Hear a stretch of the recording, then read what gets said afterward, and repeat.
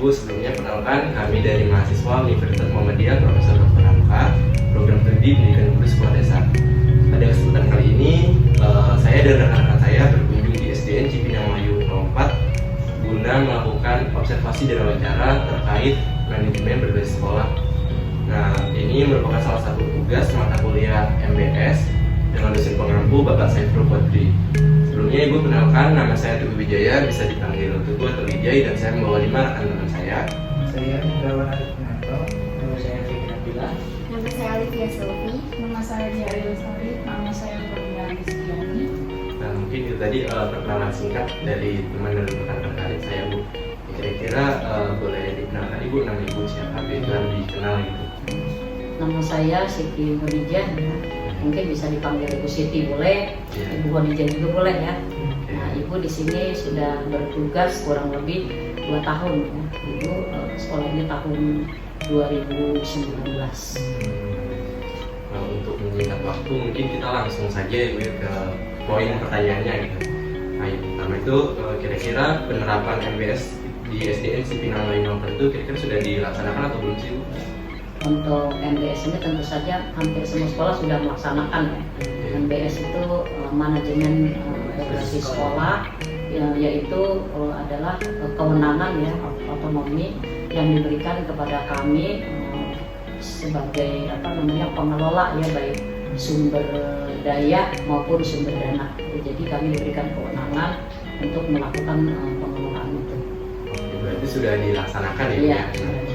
Yang poin kedua, kira-kira apakah manfaat dilaksanakannya perencanaan dalam MBS di SDN Cipinang Melayu 04? Manfaat perencanaan tentu saja segala sesuatu butuh perencanaan ya, butuh rencana ya. Banyak sekali rencana yang sudah dilakukan, terutama yang paling pertama sekali dilakukan adalah kami biasanya di sekolah itu ada yang disebut dengan analisis analisis mutu ya, analisis mutu atau kalau dikatakan raport mutu. Jadi raport mutu itu semacam evaluasi diri sekolah. Jadi sebelum kami membuat perencanaan, kami tentu saja harus melihat ya ke belakang, evaluasi diri, apa saja yang sudah kami lakukan, apa kekurangannya, apa kelemahannya ya. Nah, oleh karena itu dibuatlah analisis ya. Jadi analisis itu mengetahui sebetulnya di sekolah kami itu yang pertama itu kelebihan ya, kelebihan apa saja, kemudian yang kedua kelemahan. Tentu saja kelebihan itu kan sebagai faktor pendukung ya, kemudian kelemahannya, setelah tahu kelemahannya bagaimana solusi gitu kan, kemudian yang berikutnya kami punya peluang apa saja gitu kan, peluang, dan kemudian ada ancaman apa saja nih yang segera harus dicari solusinya. Jadi rencana-rencana itu tentu saja harus alurnya harus jelas secara sistematis, dan tentu saja sekolah itu setelah tahu ya, setelah analisis tentu saja kami akan membuat perencanaan program gitu kan. Setelah membuat perencanaan program, di sini program kan ya, kalau di dalam sekolah itu yang paling penting itu adalah tentu saja pembuatan KTSP ya. KTSP itu apa? Kurikulum tingkat satuan pendidikan. Berisi apa saja kurikulum itu? Kan ada visi ya, harapan kami ke depan, ada misi ya. Misi itu apa saja sih kegiatan-kegiatan yang akan dilakukan untuk mendukung visi tadi. Setelah itu tentu saja dari visi, misi, tujuan sekolah, program-program apa yang akan dilakukan ya kan. Jadi perencanaan itu terkait dengan kurikulum. Tentu saja dalam kurikulum ini kan pengelolaannya kan banyak ya, ada sumber dayanya, kemudian tentu saja sumber dananya ya kan. Sumber dananya itu kira-kira sesuai tidak dengan kebutuhan sekolah. Nah, itulah oleh karena itu kami diberi kewenangan, sehingga manfaatnya tentu saja dengan perencanaan itu kami akan lebih tahu ya apa lemahnya, seperti yang Ibu bilang tadi, apa lebihnya, kemudian apa tindak lanjut yang seharusnya akan dilakukan. Tentu saja pada dasarnya manfaatnya ini kan yang paling mendasar sekali ini dalam upaya peningkatan mutu ya, sekolah, mutu di sekolah tersebut dengan melihat dari beberapa faktor. Oke, baik. Ternyata banyak sekali ya Bu manfaat dari perencanaan dari MBS tersebut.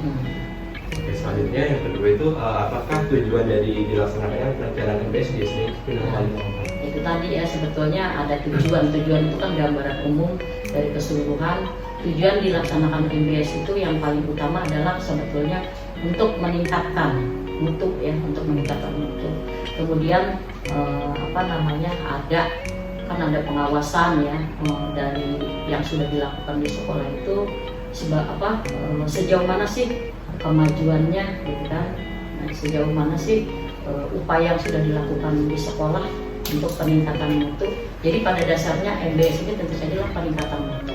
Apakah sudah sumber daya yang ada di sekolah itu sudah benar-benar gitu kan ditingkatkan, baik mutu gurunya gitu kan, kemudian sarprasnya kan ada yang 8 standar ya, dari mulai standar isi gitu kan, kemudian ada sarpras, ada pembiayaan, pengelolaan gitu kan, ada PTK-nya, pendidik dan tenaga kependidikan. Nah, jadi dari sumber daya itu apakah benar gitu kan sudah dilakukan pembinaan, kemudian dari dana yang ada yang diberikan oleh pemerintah, baik BOP maupun BOS, kalau BOS dari pusat ya, kalau BOP dari pemerintah daerah, apakah sudah digunakan dengan baik. Nah, itu kan kewenangan sekolah, sehingga kami sebagai sekolah bisa membuat skala prioritas, mana yang lebih penting ya. Jadi mana yang lebih yang harus diutamakan. Nah, dari seperti tadi dari awal perencanaannya yaitu tadi, sehingga pada tujuannya tentu saja untuk meningkatkan mutu pendidikan agar sekolah ini ada kemajuan ya. Apalagi di abad sekarang ya, pembelajaran abad 21 harus disesuaikan kan dengan zamannya. Nah, oleh karena itu sekolah lah yang tahu gitu kan. Makanya kalau manajemen itu kan pada dasarnya yaitu tadi, manajemen itu kan sekolah diberi kewenangan ya untuk mengelola sendiri dari mulai sumber dayanya, karena tahu, ngerti, kompetensi gurunya insya Allah akan sangat bermanfaat sekali, dan tujuannya pun tentu saja akan insya Allah yang mudah-mudahan dapat tercapai ya. Ternyata tujuan dari MBS tersendiri itu sangat banyak ya teman-teman, sehingga kita bisa lebih tahu gitu. Misalnya selanjutnya, apa saja sebuah hal yang dilakukan oleh sekolah dalam penerapan MBS di sekolah Cipinang Melayu 04 ini? Dalam penerapannya ya, seperti tadi kan sudah melakukan perencanaan ya, pengorganisasian itu banyak sekali ya. Ada membuat seperti organisasi di sekolah saya itu seperti ada koperasi gitu kan, ada PMR, itu sudah kami buat, dan ada program-program yang terkait dengan program penumbuhan karakter, yaitu program pembiasaan ya, seperti pembiasaan apa saja, pembiasaan karakter misalkan di dalam agama ya, setiap hari Jumat itu ada kultum ya, seperti itu. Kemudian melakukan senam bersama di hari Selasa ya, tetapi karena COVID nih, karena di masa pandemi ini memang banyak sekali yang nggak maksimal melaksanakannya. Paling kan hanya secara daring ya, tapi masih tetap dilaksanakan walaupun secara daring, seperti kultum tiap hari Jumat ya, misalkan olahraga juga secara daring ya. Kemudian ada lagi pembiasaan yang lain, yaitu misalkan memperingati hari-hari besar keagamaan, santunan anak yatim gitu kan. Kemudian ada lagi selain santunan anak yatim itu dana sosial ya, seperti kami tiap tahunnya ada dana PMI ya, PMI. Kemudian seperti kemarin tuh ada sumbangan untuk Semeru, itu program yang sudah kami buat, yaitu kami selalu mengajak baik guru-gurunya maupun siswanya untuk membantu, gitu kan, ada dana sosial. Jadi program-program itu tidak lain adalah untuk membina karakter. Jadi karakter, kemudian ada lagi program-program seperti pembinaan karir, yaitu pada ekskul ya. Ekskulnya ada silat, ada taekwondo. Ini kan ada dalam memang visi misi itu kan. sehingga kami mampu bersaing secara sehat. Pada dasarnya itu dalam peningkatan mutu itu kan banyak sekali ya upaya-upaya yang sudah dilakukan ya. Baik program peningkatan mutu gurunya. Kalau mutu gurunya itu mereka disarankan untuk selalu ikut webinar ya, webinar karena kan sekarang banyak sekali ya hal-hal yang baru. Jadi guru nggak boleh gaptek tuh ya. Jadi di sekolah ibu itu selalu ada program peningkatan mutu gurunya untuk menyesuaikan. Karena kan dinamis ya. Jadi kita itu kayak kurikulum dinamis. Artinya apa? Artinya harus mengikuti perkembangan zaman, sesuai zaman. Sekarang masanya masa teknologi, gurunya boleh ada gaptek. Makanya harus selalu ikut webinar. Program-program itu selalu kami lakukan. Berarti banyak kebiasaan-kebiasaan Banyak. yang dilakukan sebelum pembelajaran dan sesudah pembelajaran. Saya ingin tanya lebih dalam gitu, dalam rancangannya siapa saja sih Bu yang terlibat di dalam sekolah itu? Ya, yang terlibat tentu saja yang pertama ya stakeholder itu orang-orang yang punya kepentingan ya yang terlibat, terutama yang pertama sekali adalah ya tentunya saya sebagai kepala sekolah, semua guru ya, guru atau biasa kalau sekolah disebut PTK. PTK itu siapa? Pendidik dan tenaga kependidikan. Kalau pendidik itu kan guru, kalau tenaga kependidikan itu siapa? Ya ada penjaga sekolah, gitu kan. Kemudian siapa lagi yang dilibatkan? Tentu saja komite ya. Jadi kami selalu transparan. Kemudian juga yang dilibatkan adalah tentu saja pengawas. Pengawas itu kan di setiap binaan ada ya. Di bawahnya ada di binaan 1, jadi di wilayah saya itu binaan 1 ada 12 sekolah ya, terdiri dari sekolah negeri dan sekolah swasta. Jadi selalu dilibatkan. Kemudian ada juga beberapa korlas. Korlas itu siapa? Koordinator kelas. Jadi tim dari komite tadi ya. Di komite itu kan ada ketuanya, ada sekretaris, ada korlas. Korlas itu perwakilan dari semua kelas ya. Jadi di sekolah ibu itu ada 22 rombel. Setiap rombelnya ada 2 korlas, gitu kan. Jadi itu selalu dilibatkan dalam dalam penyusunan MBS ya, penyusunan visi misi itu selalu dilibatkan. Berarti nggak cuma dari kepala sekolah dan gurunya doang? Iya, enggak. Ya, ada dari komite, ada dari pengawas juga. Oke, selanjutnya bagaimana sih Bu pelaksanaan program-program yang telah direncanakan di sekolah ibu? Ya, yang tadi udah ibu sampaikan ya, itu kan rencananya mah banyak ya, tapi kan rencana itu terkadang tidak sesuai dengan harapan ya. Ada yang terlaksana, ada yang tidak. Nah, seperti ibu bilang tadi, hampir 90% sih terlaksana ya. Ada. Jadi apa sih yang tidak terlaksana? Contoh ya, yang tidak terlaksana itu biasanya kita dalam program UKS ya, usaha kesehatan sekolah. Kalau dulu kan tatap muka ya. Kalau tatap muka itu selalu semuanya terlenggara seperti ada PSN ya, pemberantasan sarang nyamuk. Nah, itu kan tidak terlaksana kan selama masa pandemi kan. Nah, program itu. Kemudian apalagi misalkan makan bersama itu tidak terlaksana. Kemudian senam bersama di lapangan, upacara bendera bersama ya itu kan hanya dilaksanakan tapi hanya secara virtual, gitu kan, secara virtual. Jadi jadi tidak 100% terlaksana dari program-program itu. Tentu saja karena ada beberapa kendala ya, program masih COVID itu. Tentu saja intinya itu. Kemudian program-program yang masih ada hambatan tentu saja terkait dengan sumber daya atau guru ya, karena di masa sekarang itu kalau program kan ingin ya semuanya itu paling tidak menguasai IT, tapi ternyata itu tidak bisa tercapai. Mengapa? Karena di sekolah itu kan masih ada guru-guru yang usianya sudah udah senior, udah ini, dan memang agak sulit ya untuk menangkap. Jadi nggak maksimal dalam menguasai IT ya. Jadi untuk program-program seperti pembuatan aplikasi ya, kan sekarang banyak sekali pembuatan media dari aplikasi kan, ada banyak sekali itu aplikasinya. Jadi ada beberapa guru yang memang ya kalau misalkan sebenarnya gaptek sih tidak, tetapi mungkin untuk menguasai IT secara maksimal itu agak terhambat. Tetapi ada solusinya sih ya, solusinya itu dengan memberdayakan guru-guru yang masih muda. Itulah kelebihan di sekolah ibu. Ya jadi kan tadi ibu bilang kita tahu ada pendukung atau kelebihannya alhamdulillah di sekolah ibu itu hampir ada sekitar 70% lah yang muda, yang menguasai. Jadi yang sedikit itu masih bisa ditanggulangi ya, artinya masih ada solusi dengan memberdayakan yang muda untuk mengajarkan guru-guru tadi. Itu udah terlaksana 90% itu. Jadi sekarang hambatannya apa aja sih Bu yang dihadapi oleh sekolah dalam pelaksanaan MBS?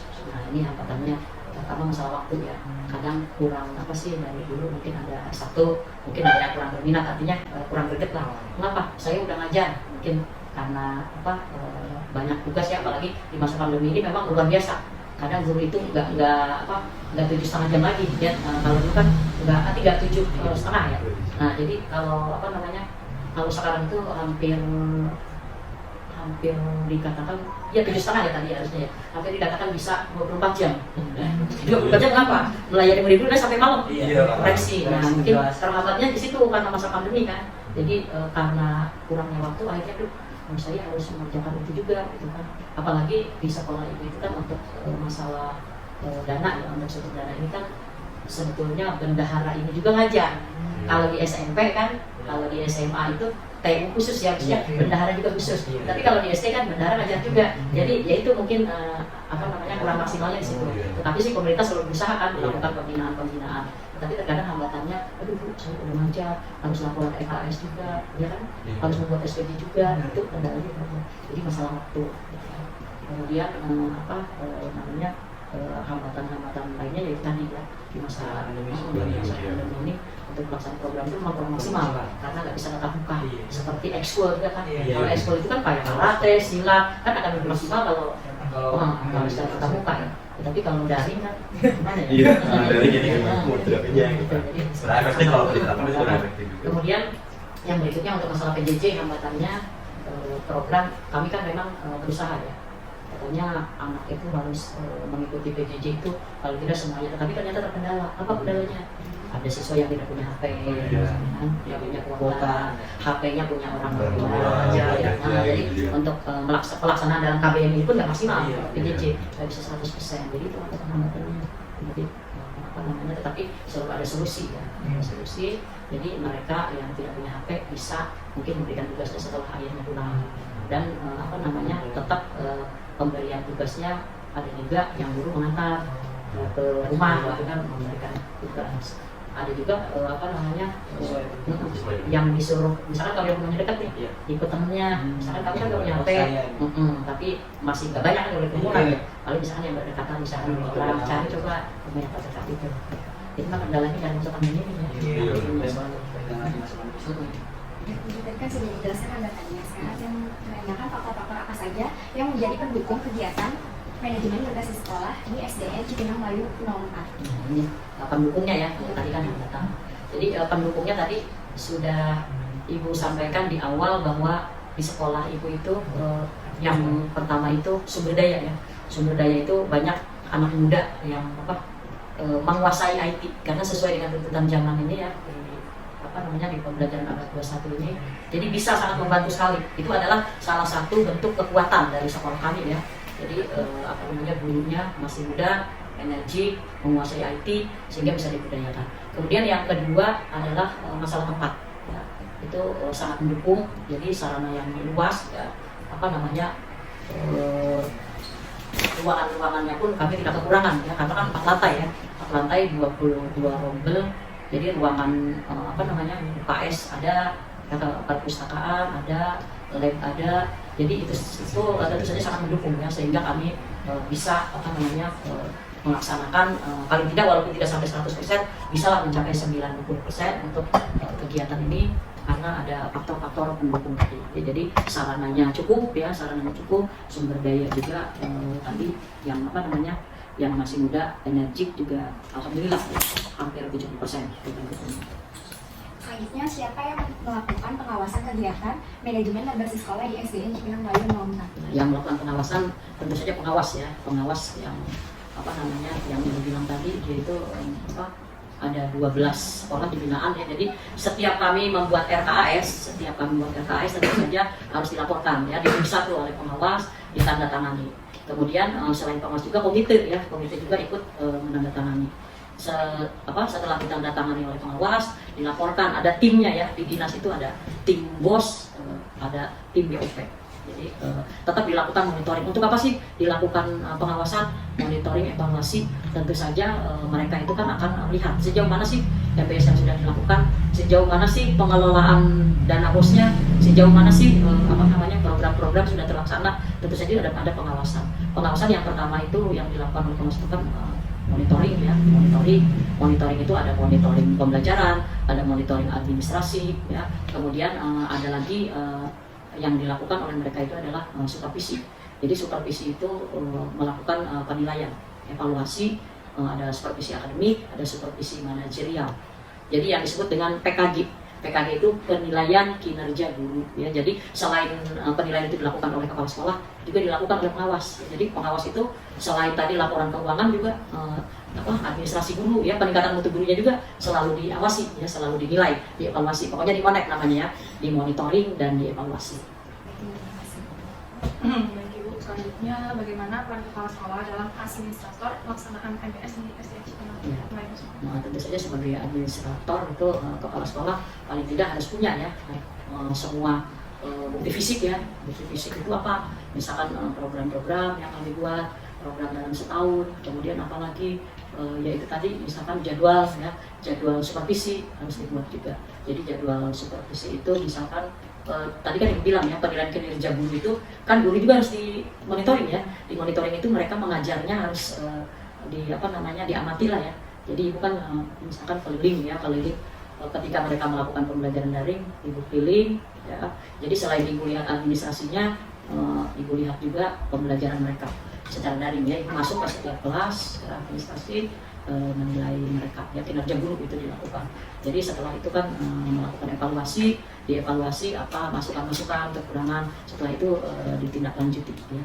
Jadi itu tupoksi kepala sekolah memang seperti itu. Baik, selanjutnya bagaimana peran kepala sekolah dalam inovator pelaksanaan MBS? Ya.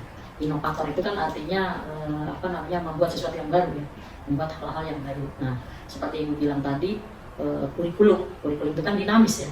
Jadi kadang seperti sekarang aja nih, mungkin santer ya, ada kurikulum tahun 2022 ya, prototype ya, untuk sekolah penggerak. Nah, ini tentu saja sebagai kepala sekolah itu harus menerima hal-hal yang baru. Kalau ada yang baru, tentu saja harus berinovasi, membuat sesuatu yang baru juga. Jadi harus punya ide. Jadi seorang kepala sekolah itu jangan hanya di situ, harus punya ide untuk melakukan pembaruan, gebrakan, membuat sesuatu yang baru yang dapat meningkatkan mutu pendidikan. Selanjutnya bagaimana peran kepala sekolah dalam manajerial pelaksanaan manajemen sekolah? Ya, manajerial ya. Jadi untuk manajerial ya itu tadi ya, kepala sekolah juga harus mampu menyusun program ya. Program apa saja, tentu saja banyak sekali. Ada yang disebut dengan program tahunan ya. Program tahunan itu dilaksanakan setiap tahun. Kemudian ada juga program jangka menengah, jangka pendek yang harus kami buat ya. Jadi dalam manajerial itu harus menyusun program, kemudian mampu melaksanakan program ya. Setelah itu tentu saja yang Ibu bilang tadi selalu ada monet ya. Ibu, saya akan melanjutkan pertanyaan mengenai MBS selanjutnya. Tadi yang sudah ditanyakan ya tentang inovator, administrator, dan manajerial. Sekarang bagaimana peran kepala sekolah sebagai supervisor dalam pelaksanaan manajemen berbasis sekolah di SDN 04 Cipinang Melayu? Supervisor itu kan melakukan supervisi ya, melakukan penilaian. Nah, sebagai kepala sekolah itu dalam supervisi tadi juga udah Ibu gambarkan ya. Jadi dalam tiap tahun itu ada penilaian kinerja guru. Jadi sebagai supervisor, kepala sekolah melakukan supervisi. Supervisinya apa? Yang dilihat itu yang pertama administrasi guru. Ya. Administrasi guru itu bagaimana dia, apakah dia membuat program ya. Jadi yang pertama itu kan program yang dibuat guru itu ada program tahunan, ada program semester. Nah kemudian setelah itu apakah guru menyusun RPP kan? Nah itu harus dilihat, kita terus disupervisi. Jadi secara administrasi itu ada prota, prosem, kemudian ada juga KKM, kemudian banyak ya administrasi yang harus dibuat oleh guru ya. Ada pokoknya tupoksi guru itu yang pertama itu kan menyusun program, melaksanakan program, melakukan evaluasi ya. Evaluasi itu misalkan dari setiap mereka melakukan pembelajaran apakah ada penilaian, kemudian setelah melakukan evaluasi melakukan analisis, setelah analisis tindak lanjut. Nah, ini selalu dipantau, disupervisi oleh guru, dan ini kepala sekolah harus melakukan supervisi. Ya, jadi supervisi itu penilaian ya, kemudian yang dilakukan oleh kepala sekolah terhadap guru, dan itu selalu ada monitoring dan evaluasinya. Lebih ke penilaian ke si para gurunya sendiri. Kemudian pertanyaan selanjutnya, bagaimana peran kepala sekolah sebagai leader ke dalam pelaksanaan manajemen tugas sekolah? Leader itu kan artinya pemimpin. Nah, jadi sebagai leader itu pemimpin, yang namanya pemimpin kan disebut kalau dalam Tuturi Handayani ada 3 prinsip ya. Apa ada 3 prinsip? Satu, ingarso sungguh, Manyo Mangun Karso, Tuturi Handayani. Nah, tentu saja itu sangat diperlukan selalu seorang pemimpin. Ingarso sungguh, artinya di depan harus memberikan teladan. Seorang pemimpin bisa memberikan teladan. Kalau mau ingin gurunya berkarakter baik ya kepala sekolah tentunya harus memberikan contoh. Gurunya sudah datang tepat waktu, kepala sekolahnya harus tepat waktu. Gurunya sudah disiplin, kepala sekolah harus disiplin, gitu kan. Jadi kan ada dinilai itu kan ada kepribadian ya, ada kepribadian, gitu kan. Nah itu tentu saja harus ditunjukkan. Itu ingat. Lagi bangun karso harus membangkitkan semangat, harus di tengah-tengah itu memberikan semangat. Kemudian yang terakhir yang ketiga itu ada ini mendorong, memberikan menyemangati, mendorong agar mereka maju. Jadi kemudian sikap empati. Jadi jangan malah guru yang punya masalah malah jadi tambah banyak masalah, harus dibantu. Sebagai leader itu harus harus mampu pokoknya membimbing guru. Artinya bersahabatlah. Guru itu bukan bawahan, tetapi rekan kerja. Sebagai leader harus mampu mengajak mereka bekerja sama, karena kita sekolah itu bukan Superman, tapi super tim. Kalau Superman kan bekerja sendiri ya. Jadi kalau super tim itu kerja bareng. Sebagai leader itu harus mampu melakukan itu. Jadi ya itu tadi ya, biar ada kerjasama yang baik. Terima kasih. Mungkin cukup sudah pertanyaan dari kami. Saya kembali lagi ke saudara Wijaya. Baik, sebenarnya terima kasih banyak ini Bu terkait pertanyaan, diberikan waktu kesempatannya kepada rekan-rekan kami di sini. Kita mohon maaf sebenarnya apabila dalam pertanyaan maupun ucapan kami kurang berkenan di hati ataupun untuk kata yang salah gitu ya. Mohon dimaafkan. Mungkin cukup sekian ya wawancara dan presentasi di kami. Mohon maaf apabila ada kata yang kurang. Kami akhiri. Wassalamualaikum warahmatullahi wabarakatuh. Waalaikumsalam warahmatullahi wabarakatuh. Terima kasih Bu. Terima kasih Bu. Semoga bermanfaat ya. Amin.